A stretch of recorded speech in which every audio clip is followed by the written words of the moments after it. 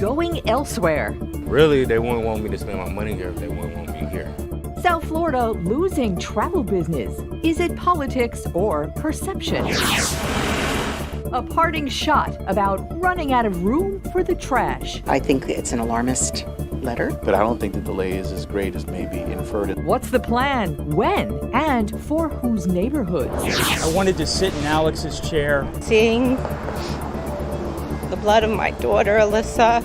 You know, you really get a sense of what that must have felt like. The family saw firsthand school insecurity back in focus, and now the subject of an instruction book for schools. The big news of the week, all live this week in South Florida. Hello, hello. Good Sunday morning. I'm Glenna Milberg. We begin this hour with what may be the first clear sign of real dollars and cents consequences of Florida's politically charged atmosphere. Over the hundreds of new laws on the books in the last few months, the ones that go to what's called the culture wars have been getting almost all the attention in and out of state. The governor's campaign for president only supercharged that attention. In May, the NAACP put out a travel advisory. Organizers said that was in protest over what they called anti-civil rights moves like restrictions on African American history lessons and diversity training. That advisory was cited by at least one group called a Parent Miracles Foundation that decided not to bring its business, its repeat business, an annual event, to Broward County this year. And that organization is now one of 10 on a spreadsheet of groups who are taking their convention business elsewhere. That was compiled by Stacey Ritter, president and CEO of Visit Lauderdale, which is Broward's official tourism marketing agency and has been way longer than you've even been with it. So happy to have you at the table with us today. Thank you. Thanks for the coming invitation. in. My pleasure. I want to just kind of set up our conversation. This is not about politics. We are not partisan. You are not a partisan organization. So this is not about a political discussion. It's about an economic discussion. And you're really seeing the effects of that. Tell me why you compiled that list. Well, we compile a list at Visit Lauderdale of group business that we win and lose, and have been doing it since at least I've been there for 7 years. So this is not something new. We always write down the reasons groups either choose not to come or the business we win, why they've chosen to come. So this isn't new for us. But this specifically has become an issue. It started as a trickle last year. A couple of groups canceled last year after last year's session, and the trickle has become more pronounced this year. But yes, this is not a partisan conversation. Tourism transcends politics. People travel where they like to go, regardless of who's in charge. This is about business. So, all right, so let me just understand, you are compiling lists with the reasons. What we saw, I guess it's because what I asked for, is the list of it was 9, and this weekend was another, a Joyner radio show was added this weekend, so it's now 10. Is the list bigger of groups that have opted out for other reasons? Sure. Tell me about that. We lose business whether because maybe the convention center's too small for the group, maybe we don't have enough hotel rooms within the vicinity that the group wants, maybe the price is too high, maybe they choose not to have a beach destination, they want to go someplace else. And one of the groups that we've lost went to Milwaukee, which was really like why? They don't have a beach, people. They don't have a beach. Well, I don't know. Milwaukee's on the lake, isn't it? They don't have a beach, Glenn. Come on, let's be real. So it's just something that we do so that for the next time when we reach out to that group, which we often do, or if a request for proposal comes from the group again, we can be mindful of why they didn't choose us back in whatever and work on getting that business going forward. That's the sell price. of it. Yes, yes. And the fact that we are expanding our convention center, we've got a $1.5 billion project at the convention center where we're building an 801-room Omni hotel as well, and expanding to the east will allow us to bring bigger conferences to Broward County, conferences we weren't able to get before. I mean, clearly, your organization sells Broward County to tourism. That is what you do, right? I mean, that's what you do. Our mission is to bring visitors to Broward County. Yeah. But we like to say that our calling is to keep people employed. Oh, okay. we saw what happened when the pandemic hit. Yes. Tens of thousands of people lost their jobs, many of them in tourism. Of course. We're talking hotels and restaurants and attractions, yeah. retail. And so we need to keep people employed so that Broward's economic engines keep moving and people can feed their families and they can pay their bills and they can have the dignity and respect that work provides. Yeah. So that's what we think we do best. So now we have this component, and I want to get your perspective on these groups that have, some have actually canceled, some have just not chosen. The booking wasn't there and they've just decided against. Do you think the ones that cited things like politics or partisan atmosphere, do you think, in your perspective, was actual politics or partisanship, or was it the perception of all of that in the national atmosphere right now, particularly because the governor is running for president and it is in his purview to do what he needs to do nationwide, which he's doing. Politics or perception of Florida? What do you think?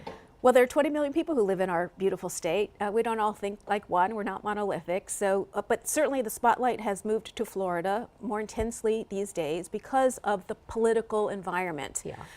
That does play into people's perceptions, and people's perceptions are reality these days. But we're not doing anything differently than we've been doing for 30 years. You know, Broward County, I recently read an article that suggested Broward County is more diverse than the island of Manhattan. 2 million people, 170 nations represented by our residents. They speak 147 languages. Diversity and culture is in our DNA. We celebrate it. We want you to celebrate it. And, you know, I was going to ask you because I noticed that I was looking up the people who were getting the emails in your organization, and one of the employees has the title Multicultural Business Development. So clearly there is an eye to bring in a diverse population of visitors. Yes, we also have a dedicated LGBTQ plus department called Inclusivity and Accessibility. And we were the first CVB in the world to have an LGBTQ plus dedicated department to bring in the gay population to come to visit a diverse, inclusive, and accessible destination. We're not doing anything differently, but the spotlight is shining more brightly. So what are you hearing personally? You pick up the phone rings, you pick up that phone, and what do you, I mean, get granular with us and bring us in behind the scenes. Well, and I know this is a difficult conversation to have from someone who has a message. Respectfully, I know everyone wants to be shown in the best light, and I have no problem with that. But I think it's very important for us as a community to understand how people see our community and the economic consequences of that. People see our community as diverse and inclusive, as welcoming. That's a good thing. It's a wonderful thing because it is who we are. It's not something that we've had to mold. It is something that it has evolved, I hate this word, but it has evolved organically. When I moved to Broward County in 1974, when I was a baby. Me too. I was not a baby. It was very white, very male-centered, very conservative, very straight. And Broward County has evolved into and I know this is going to sound really corny. Well, I think that's a national thing we are a melting pot.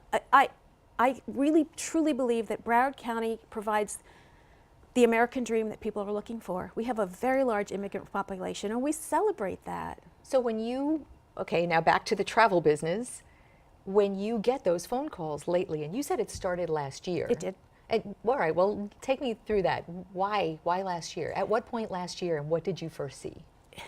It started right after the legislative session of 22 with the first Don't Say Gay. So that would have been March. May, because the legislative, March, because last year they met. Correct. Mm-hmm. So it started with that. And then there were some conversations with boards of directors about choice and how choice was being restricted in the state of Florida. And I talked to them about our destination. And yes, there are state politics that we cannot in any way affect in our particular with our particular space. Was this all right? I just want to stop you so we understand why. Were those phone calls about people who were concerned for themselves, or concerned with the politics, or concerned with the membership of their group and bringing a sense of that kind of dynamic into the group, or none of the above, or all of the above? All of the above in part. And let's understand the group business, the conference business. They rely on attendees. In order to pay the costs and make some money, conferences have to have attendees. They have to have the registrations in great numbers to be able to put on the event in the first place. Many of them are concerned that they won't get people coming here, that their conferences won't be successful if they're held in Florida and they won't get the number of attendees required. So that is in part. There are boards of directors. These are corporate folks who are also conscious of the greater story. They're very conscious about DEI these days, and they don't want to suggest that they're going to someplace to bring their business, which may not be as friendly to their core values as others. You know, we want to stop for a quick break, but I want to pick up right there when we come back, because I have a few more questions about that from both sides of the political perspective. So stay tuned. We will be right back.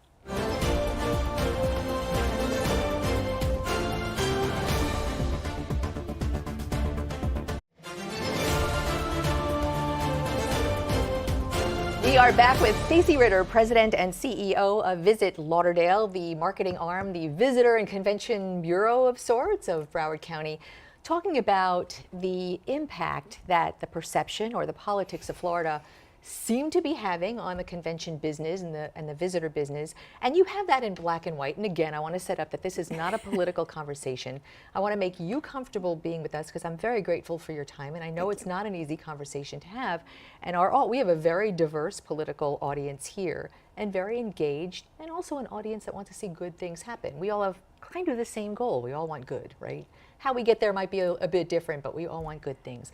But we were talking about the large number of people that are in a visit from a convention, and the people who organize that have to make sure that all of them are going to be happy and willing to spend their money here. And that means that there's going to be a very wide political perspective, a base of political perspectives in those groups. So it's not about this, we don't like this politics, is it? It's about how do we please the people? How do we please the attendees? How do we make sure that the registrations are sufficient, that the cost of the convention will be covered, and then maybe some?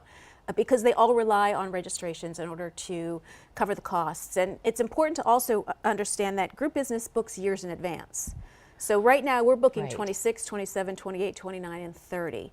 It's very difficult to cancel a convention in the year of the convention. Has that happened this time? No, because where do you go? Every place else will be booked up. So the 10 on the list that you, for anyone just joining us, there's a list of conventions that either opted out or have not chosen Broward, and the reasons of that and what we asked for in our public records request are the ones that have political reasons, and there's 10 of them. And so when you get these and you get that reason, what happens when it is in 2024?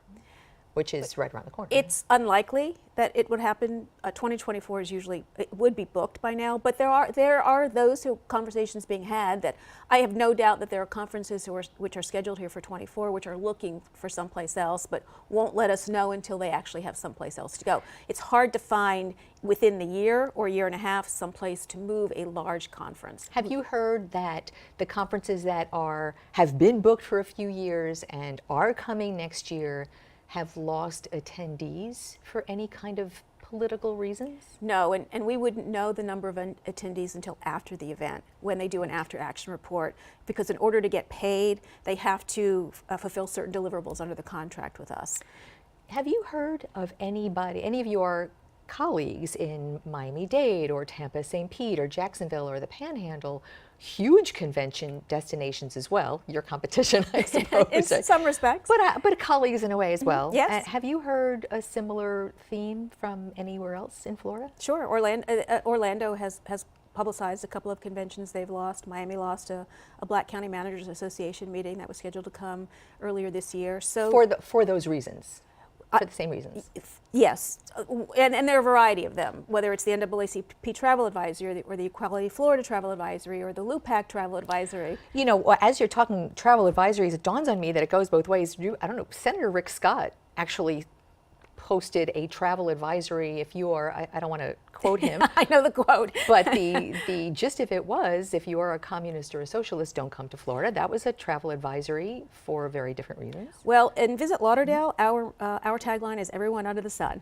And when we say it, we mean it. So we don't care what your politics are. We don't care who you are. We don't care who you... Actually, you know what we do care? We care that you feel free to be you when you come to our destination. So everyone's welcome. Everyone under the sun is welcome. And we are going to continue to press that message because it's true for us. What happened statewide? Have you taken concerns to I know Visit Florida is a quasi-governmental agency. It's public-private, right? Did I get that right? So there is some governmental ties. Yes. You know, if you are in Florida government, there's a man at the top at the moment, and there's a legislature at the top, and if you're not on board, then get off board. That's kind of the theme. Power has consequences and privileges. As do laws As have do consequences. laws. Absolutely. So Visit Florida is the sort of what you do, but statewide. Correct. Have you been in touch with them at all?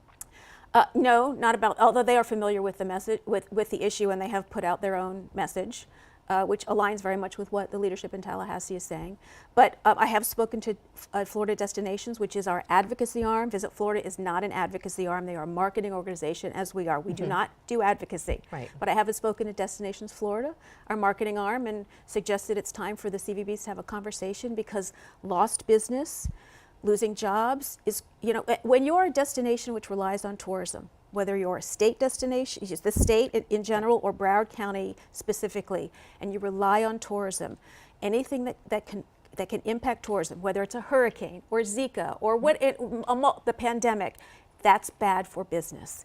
This looks like it could be bad for business. I believe it's an unintended consequence of these laws. I think it's something that might not have been contemplated. I know when I was in the legislature, I voted for lots of things that had unintended consequences, which I then tried to fix. I'm hoping we can try to fix this so that it doesn't get worse. What is your plan and Visit Lauderdale's plan and again, I want to really stress that, to your point, so much impacts tourism. Perceptions impact tourism. Perceptions of things that may not even be the case, and maybe you're facing some of that as well. But what's the plan now? Is there one short term to just take on these kind of issues? We are going to do what we have been doing for 30 years. We are going to talk about how we are everyone under the sun, how we welcome everyone under the sun, how Broward County has residents from all over the world living there, and we bring visitors from all over the world to have the most amazing experiences about their lives. That's what we are going to continue to talk about. The diversity and inclusivity of our destination, the celebration to be whoever you want to be, wear whatever you want to wear, identify however you want to identify. We simply don't care. Just come and have an amazing experience with beautiful beaches and great food and sunshine and warm weather.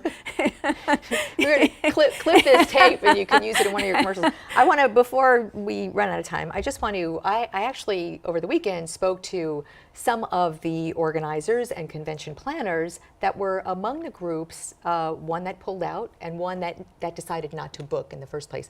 That was a really big one, $13 million, a national toy retailers convention. Which we worked on for years. Yeah, I want to let you know that they said, even though I received in my public records request emails where they do cite a partisan atmosphere, they said that was not the reason. They said there were other reasons, all things being equal, that might have bubbled up to the top, but it did not. And their biggest issue, they told me, was their budget, the costs. South Florida is a pretty expensive place. Yes, but we are willing to negotiate price with any group that wants to come to us. And let me just also, before we do run out of time, let your Take viewers... your time. We've got all day. I don't want you... Well, I don't have all day. I got to go back out there and sell my destination. That it's not just the business we know we've lost. It's the request for proposals that we know we're not getting, that we're not even able to compete for the opportunity to bring conferences here. And I can't quantify that at all. But we are always willing to talk with groups, negotiate price, negotiate hotel room price, negotiate convention center space price, to bring the business here, because having that conference in our destination, the trickle-down economics, which I know is also a charged expression, but the ability to stay in a hotel, to keep the people employed and go to a restaurant, go out to Sawgrass Mills. The tourism industry. Sawgrass Mills Mall is the second largest tourism destination in the state of Florida behind, guess what? I'm not going to say it, but it's got two ears. You can say Disney on the show. I don't want to market any other destination. Oh, I'm sorry. But all right, we need to bring people here, and regardless of the cost, we are willing to work with everybody and anybody who wants to bring their convention here, because that's what we do. Will you keep in touch and let us know how that goes? I will. Stacey Ritter, great to have you at the table today. Thank you. Appreciate it. All right, up next, the incinerator fire and the fallout. Miami-Dade leaders are refuting the tone of a dire warning from the now former solid waste director that the county is running out of room for its trash. We're going to hear from the mayor next.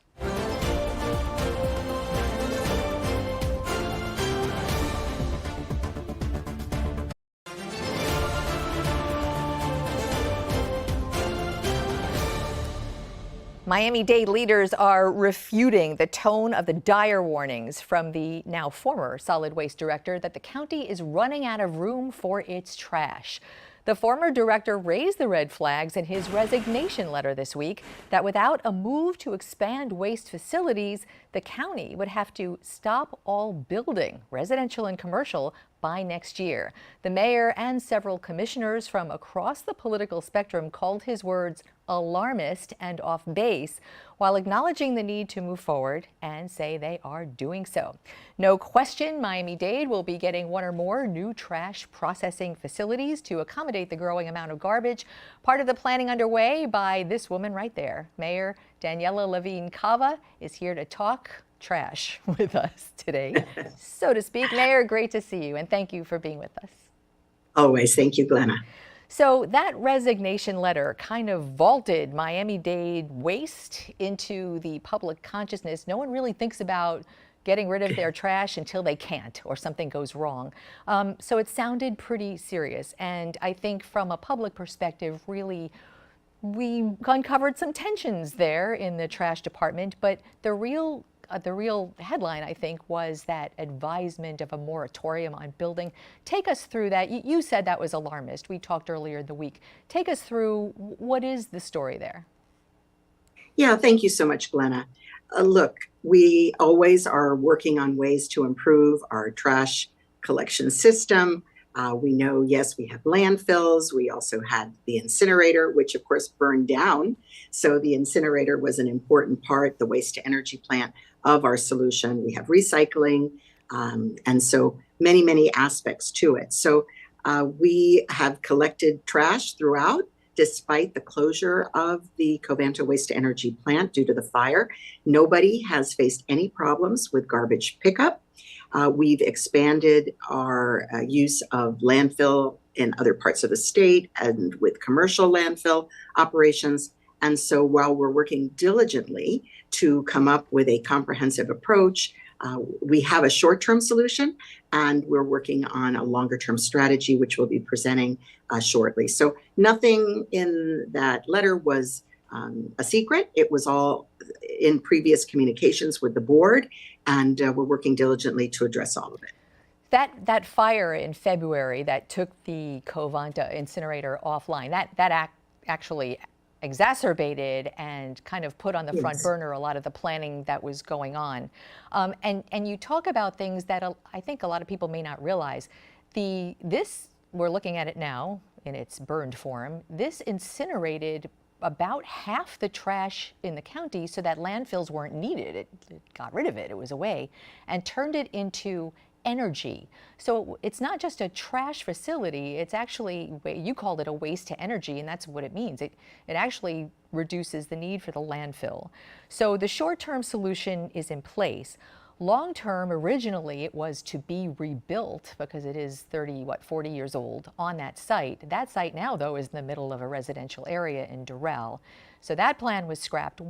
Where does the future of these kind of facilities go when you have a county still under development with people who say, not in my backyard? Yeah, it's certainly a very complex situation with lots of options that we have to thoroughly develop and understand. And we have new approaches to dealing with waste. So we don't want to just do the status quo. We want to look at all of those opportunities. We're looking at approaching zero waste. We know we'll never be totally zero waste. How do you do that? How do you get to zero waste? No, that is a very sincere question. How do you do that? Yes. Well, everybody has to be part of the solution. We all have to reduce our use and production of waste. We have to do a better job of recycling. We have to reuse as much as possible. They say refuse is in the equation. Composting is a part of the equation because I think it's about 40% of our trash is actually compostable. So we have to come up with ways to deal with trash in different ways so that we are having less of it that needs to be landfilled. So that's what we're doing. We're exploring all of those opportunities, putting together a comprehensive update so that people can make hard choices and also figure out how we're going to pay for all of this. And we will talk about that in just a minute. The letter, this resignation letter, was 5 pages long. Most of it was accomplishments of the solid waste department over this now former director's tenure. And then there was this warning that next year the county's own rules mandate that unless there's 5 more years worth of capacity for trash, there has to be a building moratorium until there is. So he says it's next year it's going to run out. It will stop. It will stop being 5 years worth of capacity. Is that accurate? So this is a state law. It's not really just local. And naturally, that's why we've come up with alternatives, aggressive alternatives, because a good percentage had been going to the Covanta waste to energy plant. The estimates that we've seen vary depending on circumstances. We're not alarmed. We think we have strategies for building out the timeline, and that's how we're proceeding. The plan that you were talking about, I think the original intention was to present in June last month. Now it's September. I think at the commission meeting this week, I heard you say that you'll begin to brief commissioners in the coming weeks. So that's kind of happening right now. Can you give us a preview of what's in that plan? Yes, thanks. So first of all, the report that's coming now in September at the direction of the board, right, is specifically on the siting of a waste to energy plant. So as you've said, it could take place at the same site in Doral. There were other sites that were proposed and have been evaluated by a consulting firm, Arcadis. I was briefed in detail this week about all of those options. And of course, we're going to be bringing something to the board. But we are also bringing a broader, longer term strategy that includes other aspects, whether we can improve our recycling, our composting, other methods that exist now that maybe did not exist in the past. So we do have to have a midterm solution. We have the short term, we have to have a midterm. And then if we're going to build out some of these other opportunities, they will take longer. And we need to have the board's support, really policy decisions for the whole community looking ahead. Can you detail some of those other options? Well, what don't we know? For example, we have a very poor recycling rate, high levels of contamination, it's called. So when you recycle the wrong things, like you put plastic bags or you put plastic, you put your recyclables in plastic bags, that's contamination. And then that whole load cannot be recycled. People have what's called aspirational recycling. So we urge everyone to go online to our Miami-Dade County Waste Recycling website, and they can get all the specifics to recycle correctly. That is very important because we're ending up throwing away stuff that could be recycled. We also could explore composting. Some businesses are doing composting. We have currently our Division of Environmental Regulation, DERM, looking at composting of certain materials. So that's an important strategy as well.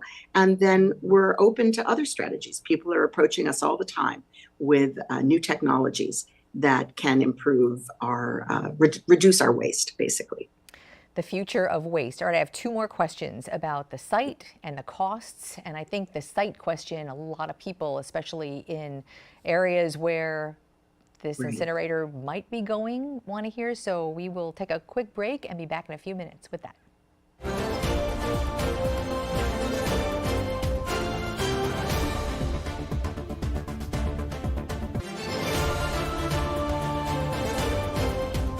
We are back with Miami-Dade Mayor Daniella Levine Cava talking trash literally, Mayor, I want to talk about the sites of potentially new incinerators, new, bigger, more high-tech incinerators. One in the North Dade area, one in the South Dade area, I think is what I read is the proposal so far. So the one that was supposed to be rebuilt in Doral was built when there were no residents of Doral. That was kind of the outskirts. Now it's the inskirts in the middle of everything, and boy, has there been an uproar there. How do you place and deal with the potential population that might not exist yet, but may, when looking at where these new incinerators and all the infrastructure around them are going to go?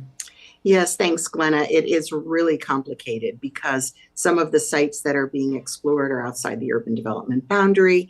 That has consequences potentially for other development outside urban development boundary. Then there's issues of connection to infrastructure, proximity to residences, whether there are other facilities in the area that might be polluting. So many factors that are going into this site selection. And also, just to point out, again, there may be a kind of midterm solution and a longer term solution. So, we have not even received the costs yet for what it would even be to rebuild or restart at the Covanta plant just with the waste to energy component. We don't have that information, so we're not even fully with the facts to make a decision. But we obviously will move forward with the information we have.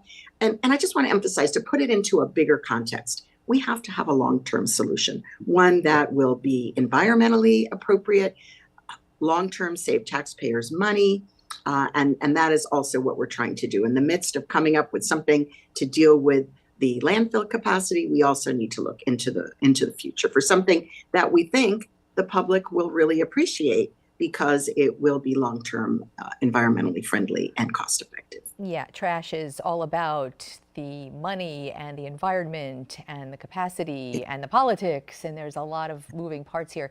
Is there any indication that that plant may well be rebuilt in that place? Because since, and in the past couple of months, especially since the fire, there have been some studies showing the toxicity in the air and airborne illnesses that the neighborhoods around might be subject to. Now there is a huge outcry from the communities around it. Is there any possibility that's going to restart there? So, Glenna, it's definitely one of the choices that is in the study. So we are looking at all of those options. Obviously, we want to do the very best by our residents. We don't want to cause any challenges or illnesses. You know, there's a plant up in West Palm that is more modern technology that doesn't smell. It has other features that make it more desirable, but we are really, it's really too early to say. We definitely are very mindful of the concerns of the residents of Doral, and very mindful that we have to do our very best by our residents, as well as to dispose of our waste. That's why we need to come up with a long-term solution. This week at the commission meeting, one of your commission colleagues, Anthony Rodriguez, was saying that the proposed, in a ballpark, $30 a year fee that may have to be an increase this year. So that's a couple of dollars a month, I suppose, still a rate hike. He said that might not have to happen if there are options like from the general fund, or I suppose things that you're going to be putting in your plan. What do you see in that respect? Yes, definitely solid waste has told us that their needs are much greater than that proposed rate hike. In essence, it would be kind of delaying for the future some of the costs that will need to be addressed. And we'll see what the disposition of the board will be. They'll be reviewing that rate hike along with the total budget picture. Of course, the budget gets reviewed in September. We'll be putting out our proposed budget by July 15th. So stay tuned. That is what we do. We are staying tuned. Mayor, thanks so much. Appreciate you being with us today, as always. Thank you, Glenna, and thanks to your listeners. As if it could not get more difficult, families of those lost at Stoneman Douglas High chose to go to the preserved crime scene this week for the first time since. Some of them are part of a new book on school insecurity, and that is next.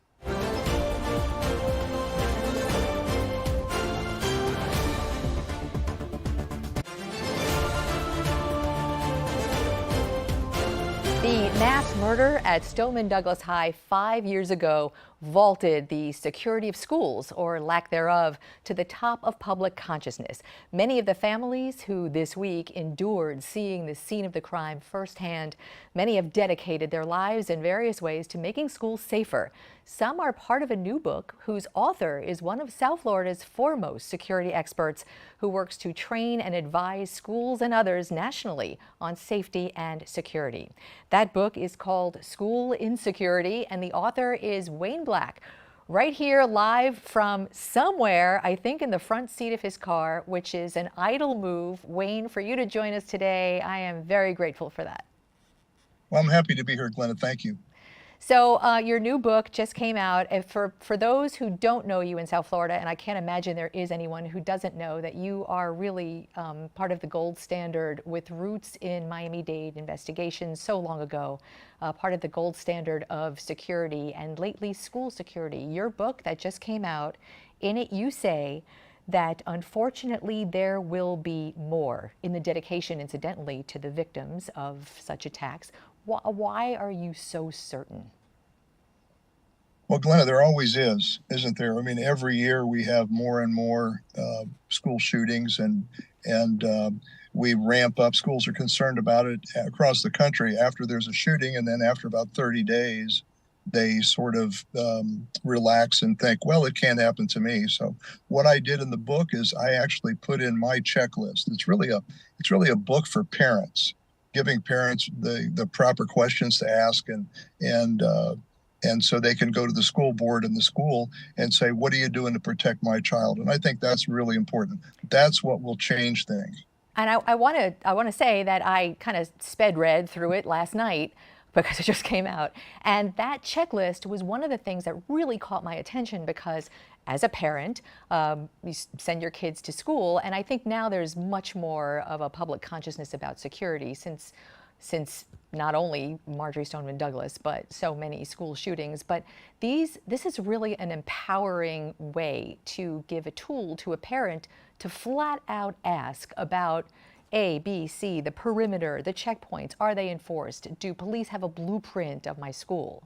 So that was really helpful. How much of the lessons in this book are from Marjory Stoneman Douglas? Well, a lot of them, we analyzed Marjory Stoneman Douglas in there, and everything back to Columbine, Uvalde in Texas. And so we've studied those. Some of that is in there, including a manifesto at the beginning, which I've been told is a little dark, but I think it needs to be read.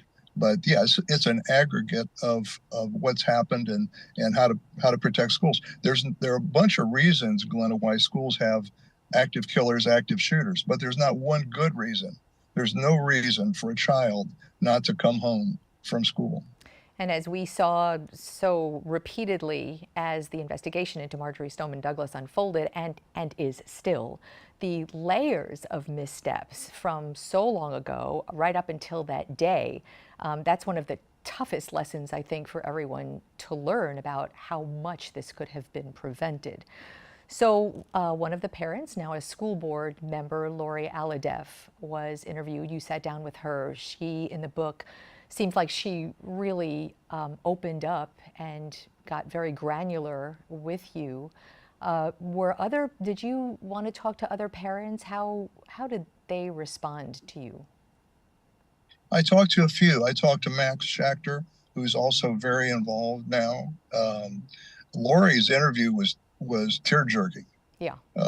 She got in such granular level, but that's what I think parents need to see now.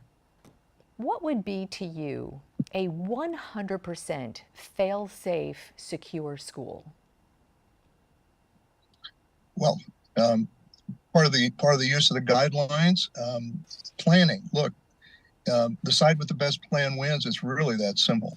schools have to have a perimeter. If I can walk, and I do this as I travel around the country doing assessments, if I can walk from the street into a classroom, that's a big problem. And it's really not about guns as much as it is about layers of security. A perimeter, a checkpoint, a door, the doors are locked, those kinds of things. So, and the other thing that schools aren't thinking about is fentanyl.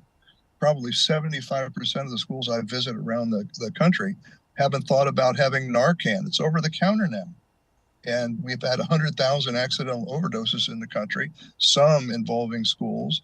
And yet some schools don't spend the $33 for the Narcan. What is, now that you bring up budget, is that, I know in the book, I thought you really talked about why even question a budget for security, because that questions how much is your child's life worth. And I thought that was very resonant to me when I read that. But budgets are a very real factor. So when you travel the country and you go to schools, large and small, in districts that might not be a resource district, how do you handle that with them? Well, when they say, look, we don't have a budget for security, or we have a limited budget, we have $30,000 for cameras, for example, I'd liken that to leaving Miami and telling the guy at the gas station, I want $5 worth of gas, I'm driving to New York. You can't get there from here. So when they tell me that, Glenna, I say, well, how much money do you spend on that teachers conference in Las Vegas? And so that sort of gets their attention. School administrators may not like the book. Parents are going to love it. Teachers are going to love it. But I predict that some boards and administrators may not like it. Have you had any pushback on that yet? Well, not yet, because it's just out. It's really on Amazon on the 25th. So I get a lot of pushback, though, when I do the assessments and I say that. And then I just revert to what I said in the book, Glenna, what's a child's life worth? For all the parents and schools watching this morning, how many of those, you mentioned earlier that you do site assessments, what percentage out of those schools, when you go on campus, can you go through the front door and into a classroom? In Florida, it's pretty difficult now because of the laws about assessment tools and things like that the Florida Department of Education has put in place. But I can tell you that in Georgia, Delaware, Colorado, I can typically have been walking right in. The principal had a meeting at 9 o'clock with the principal. I was sitting in a classroom when the kids came in at 8:15. So it's easy to do it. And this is what we want parents to do. I mean, we can't be everywhere. Parents should do this using the guidelines and ask the question, who's in charge? Who really owns security and life safety for my student?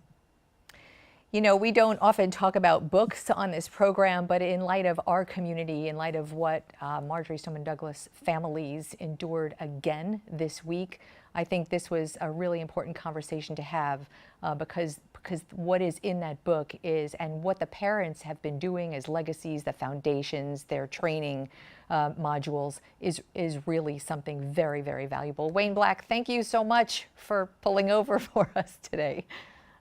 It's my pleasure. Thank you. And we will be right back.